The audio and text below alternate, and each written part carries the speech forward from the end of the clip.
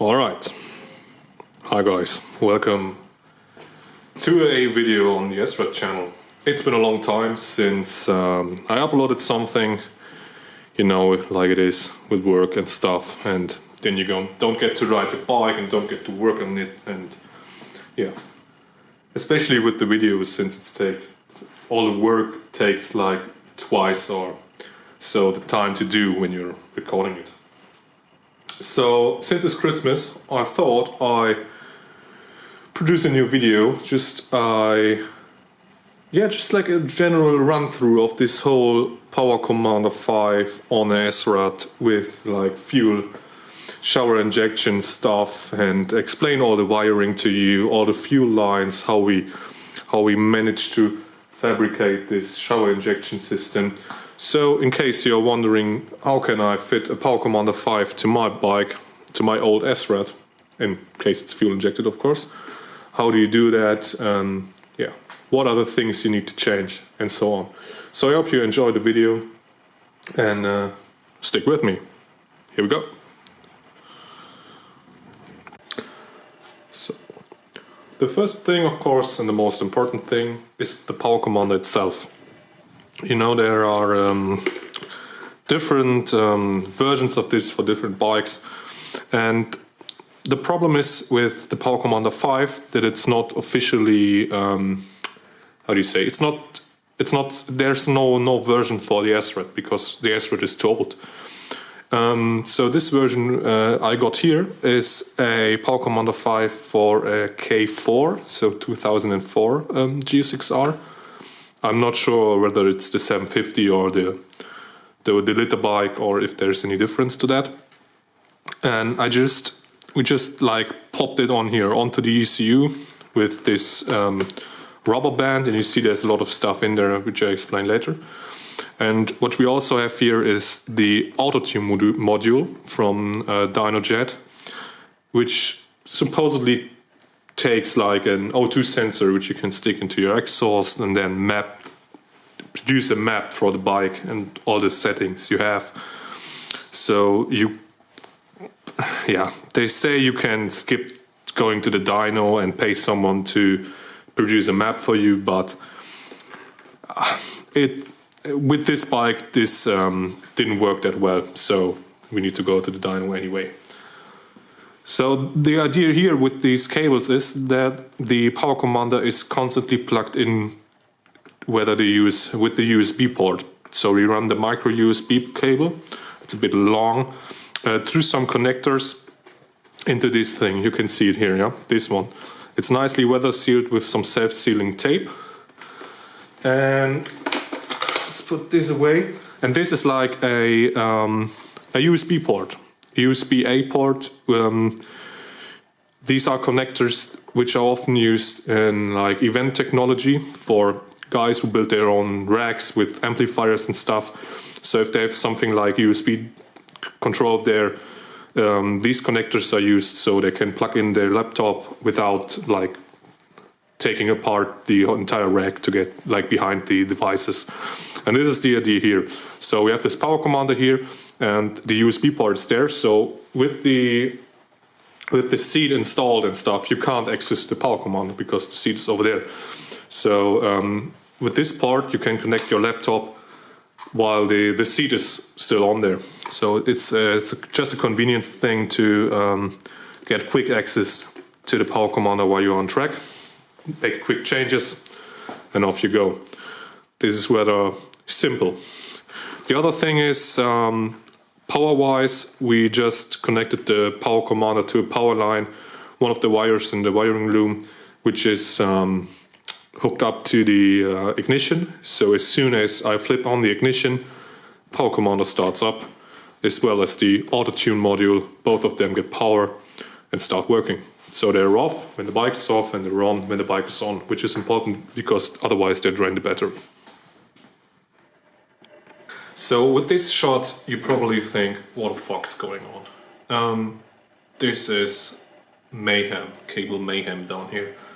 It's mainly because we stripped the standard loom, got rid of all the cables we don't need, and this is how it looks now. So it's a bit of a hack job, but it works. We did some cable management for the starter and like the generator. So all of those things have thicker cables and stuff. So that's why it looks like this. So continuing with the power commander. The main power commander loom is this one here. This goes to the connectors of the injectors, which you can't see. Okay, let's try to make this better. Okay, maybe like so. Yeah, you can see them up here. So usually those would go like in here in your standard fuel rail, but since we have this shower injection on here, those go up to the shower injection, which I explain later. And the other thing you have on the power commander loom is the connector for the throttle TPS, throttle position sensor. Yes, this one is on the SRAD is located down here. No, up here. Can you see it? Yeah, you can see it. So I'll unplug this. I hope this is the right one. Yeah, it is. So, and try to show you what we've done here.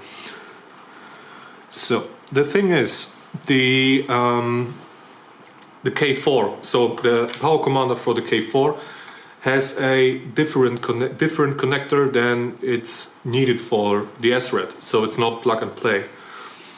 And of course, the power commander doesn't replace the ECU. It just sits between the ECU and the fuel injectors. So it kind of hijacks the system the ECU sends, alters all the values, and so gives you more or less fuel depending on your map.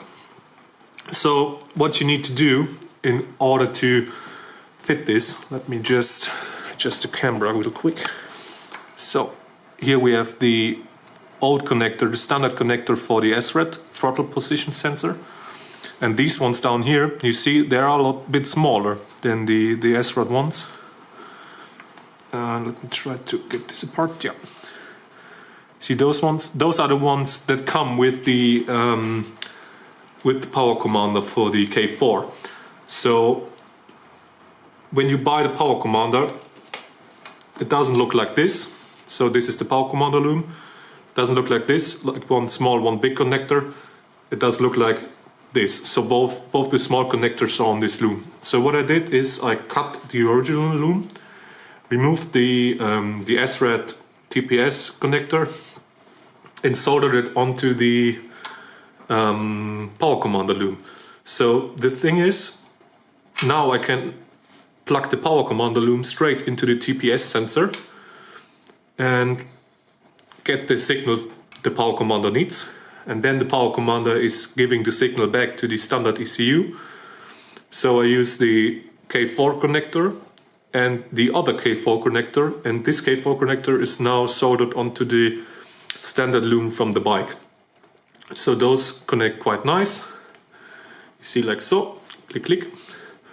And then the other one I soldered, which is the original SRAD one, fits the original SRAD TPS sensor.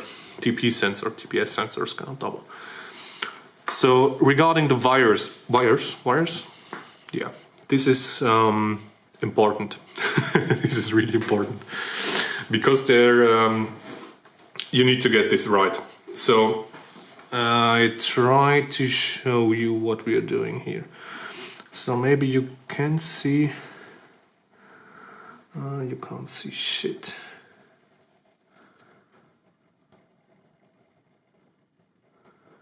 This is rather bad. Yeah, maybe we can do it like so. You see, these cables here, these parts are from the original power commander loom. So the power commander loom has black and white cable, with brown cable and a gray one. But the SRAD uses a different color code. The SRAD has black and brown. This one is blue. This is just, the red one is just a cover, so ignore that. Look at the blue one right in front of the connector. So blue, and the other one is red you see the small red wire coming out of there, so ignore these two here. Just so if I would connect those, which doesn't fit, or hold them side by side, you see which cable needs to go where. So black and brown goes to black and white, and the blue one connects to the brown one, and the red one connects to the gray one. This is rather important, otherwise if you fuck this up, the throttle position sensor will not work, and you need a throttle position sensor. Yes, nice, I really like this camera. So now in theory we have a working power commander, so the throttle position sensor is perfectly fine, the power commander gets the signal it needs, and the ECU also, because it's just like linked in between. Now I go through this whole thing here with the fuel injection mayhem that we have going on here. Let's just bring the camera up a bit. So I hope this is enough. Yeah, it should be. So, first of all,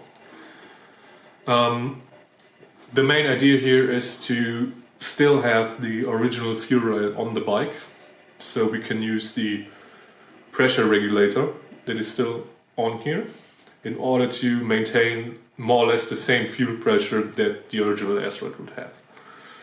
This is important so you have a constant fuel pressure and don't get like a lot of fuel and then less fuel, and so it keeps on changing all the time. So if you still have a fuel pressure regulator on there, fuel pressures should be more or less the same throughout riding the bike.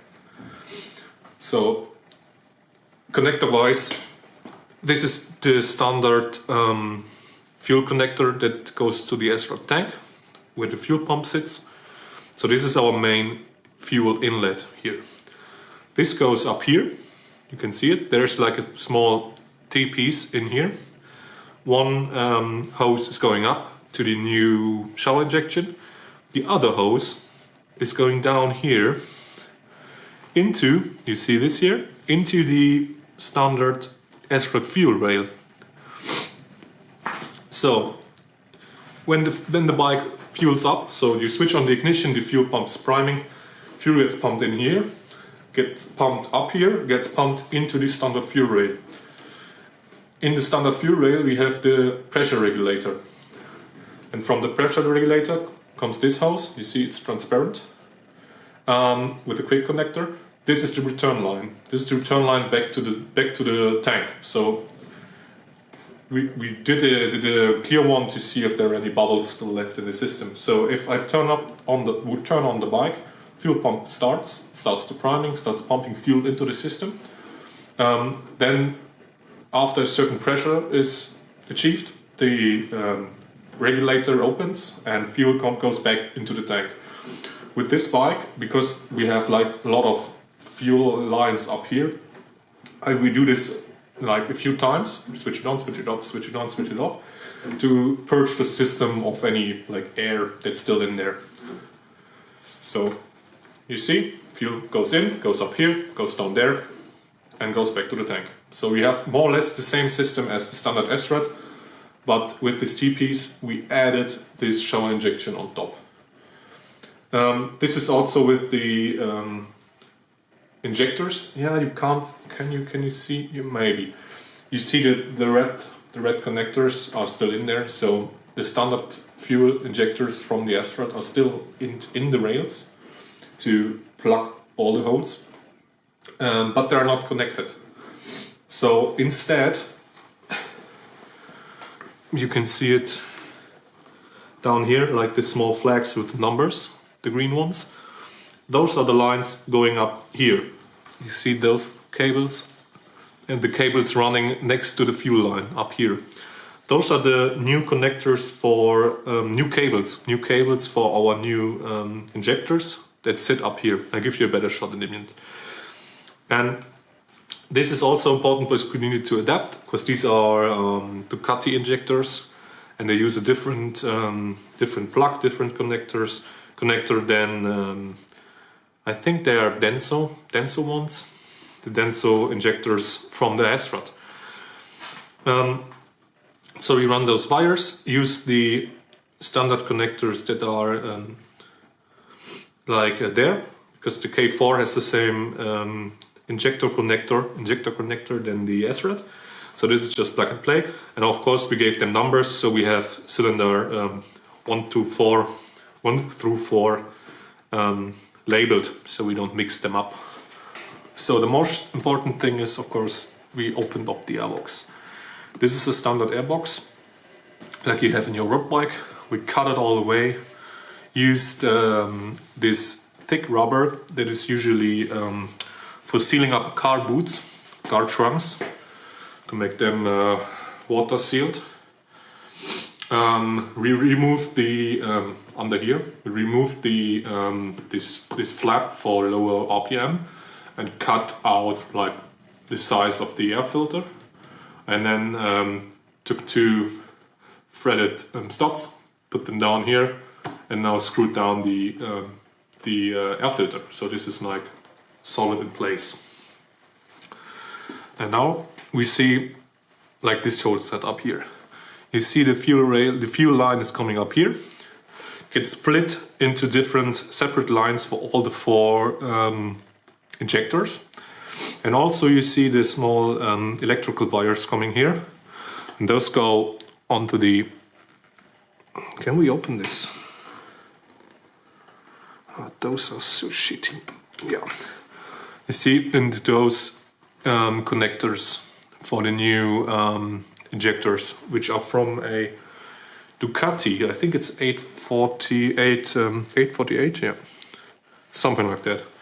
So they are way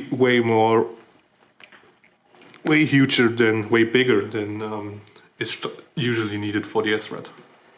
With the mounting, we decided to go with aluminum and just put 2 long screws through there, 2 long screws through there. Those are just connected through the airbox. Those are tightened down there, and with some extensions and self-securing nuts. And then we fabricated this longer aluminum piece, which is rather thick and really strong aluminum, because we don't want to have this thing flexing during the ride, which would alter the position of the fuel injector over the air inlet. Then we just drilled all the holes for these, made them nice and centered over each inlet. And that's more or less it. You don't need to adjust anything else. Just a quick, how do you say, for the power commander map for a startup, because you need to know, like, the fuel injectors work in pulses. So the engine doesn't really know what size they are, how much fuel they're going to let through. The engine just knows, like, how long do I need to open each injector for each cylinder through each engine cycle.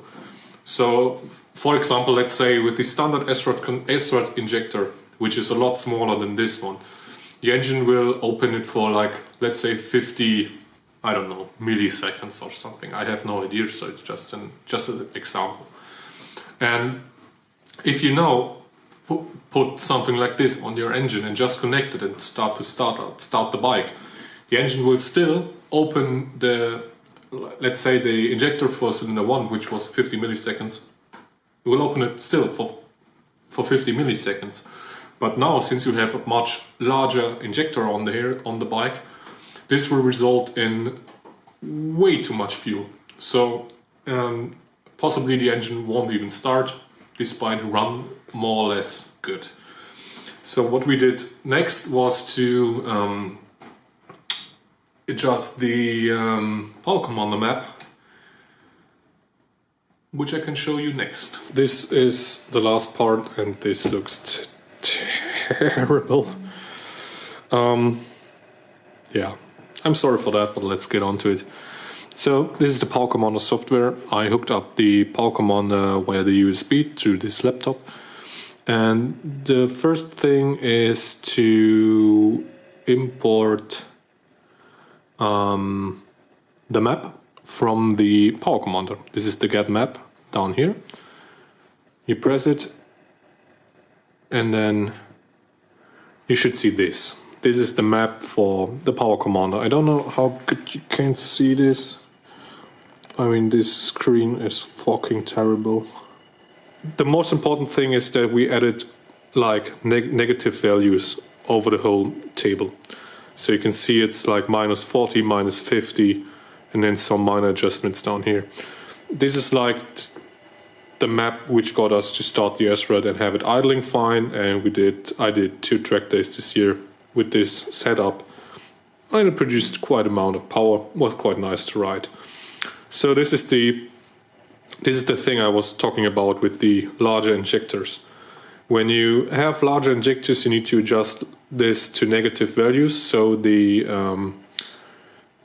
Power Commander opens the larger injectors for a smaller amount of time that the standard ECU usually would. So with the example of these 50 milliseconds, when we go like to -50, then it would be like 25 milliseconds or shorter pulses of the injector opening. So this is a good startup. So what we did was kind of like calculate the displacement. So the standard SRAD injectors are for a 750 or 749 cc engine, and these Ducati ones are for a 850 cc engine. So, but though they are on this 850 cc engine, there are only 2 injectors. So we have 4 of them, which you see. So totally we would have a 1700 cc engine with these injectors, or suitable engine for 4 of these injectors. So, but we have only a 750, so we half that, and which gives us around the ballpark of 850 cc. And this was a good value to start with. So the engine was idling with this setup and was running fine. And you see these smaller adjustments. These are the ones that actually were done by the auto-tune module, which is a bit strange because it only was at a 20% throttle and only in quite low rev range. So I think even with the Power Commander, you still need to, at least with this bike, I still need to get to a DynoJet workshop and get this bike properly set up. So we have a proper map for the next season and hopefully get some power numbers as well, because I'm really eager to know what this bike is able to push right now. Another thing that is important is you need to adjust the throttle position sensor. I think, yeah, if you see here, you get the Power Commander tools, calibrate, and then you have throttle position. If you open this, you get a small window which lets you adjust a minimum voltage and a maximum voltage. And this is this is bike specific. You can see it here. So the minimum voltage should be more than 0, because if you put it on 0, the bike has like a dead spot on the throttle. So if you open the throttle just a little bit, there won't be any response. And as soon as you hit a certain threshold, and let's say the Power Commander senses that, oh, now the throttle is 5% open, then it gets like the fuel, and this is like really terrible to drive. So this is like a value that worked kind of for me. So if you're planning to do this similar setup, this would be a good way to start. And then you need to adjust the maximum voltage. So this is like the value the Power Commander would get if the throttle is fully open. So this is what I measured, and now this sits around this value, so it's 4.45 volts. whenever the bike is running, you can see like throttle position here and RPM there, so it gets you a real time. You can't see shit. So here you get the engine RPM, throttle position, FR, whatever. So you get a real time reading, which is kind of nice. And then you can see it. So if you open the throttle all the way, this should go to 100, and if you close it all the way, this shouldn't go to 0, but more or less like between 2 and 5%, which is like the idling throttle position. So with this setup, this runs fine. So I think this is all I have to say regarding the whole power commander thing. Nice bike, nice bike. This is a nice bike. Yes, it is. So if you have any more questions regarding this, if you're planning to do something like this yourself, whether it is just a power commander or the shower injection, just let me know in the comments. I'm eager to answer questions regarding this, because it was kind of an experiment with this bike, more or less a hack job. You see it, the wires are all over the place. We just used the stuff we had lying around, but it works, which is super impressive, I think. So yeah, let me know if you have questions, and enjoy your Christmas, man. Go to your parents or your family or your loved ones. Yeah, and have a good day. Thanks for watching. Hope you learned something. See you in the next video.